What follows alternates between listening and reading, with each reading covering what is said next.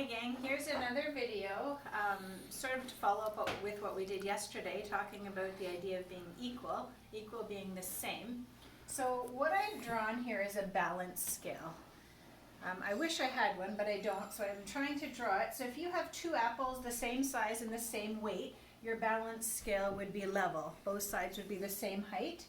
Same if you have three blocks and the blocks are the same size and the same weight, we would say that both sides would be equal. So this side is equal to that side, this side is equal to that side. When two things are not equal, of course, if we have a smaller, lighter apple and a larger, heavier apple, if you can imagine a larger apple, it would be heavier, so one side would go down and the other side would go up. That's the same here. If there are 4 blocks, those would be lighter than having 6 blocks. And so you can see the scale with the 6 blocks would then go down towards that side. So today what you're going to do is you're going to have a worksheet where I've got a balance scale that of course is level. So what you need to do is you need to make both sides equal. And of course there are many different ways of making it equal.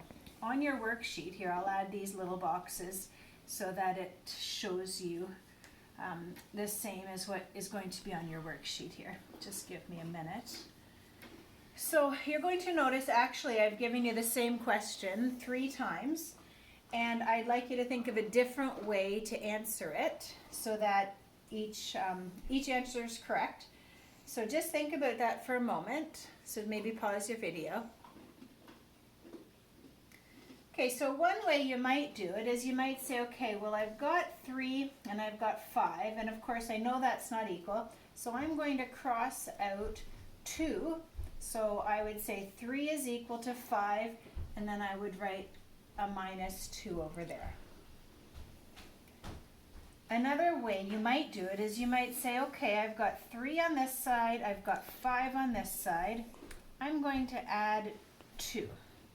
So then, of course, I'm going to say plus 2. So 3 plus 2 is now equal to 5. If you want, you can also say plus 0, but you don't have to. For the third one, I might move this one over here. So I had 3, and then I added 1. Then on this side, I had 5, and I subtracted 1. So all 3 are correct, and they've all got a different way of doing it. So on your worksheet today, you're going to notice the way that I've done it is you've got to think of 2 ways for each one. Okay, so you've got this. Good luck. You can make up some of your own if you'd like with higher numbers. That's all for today.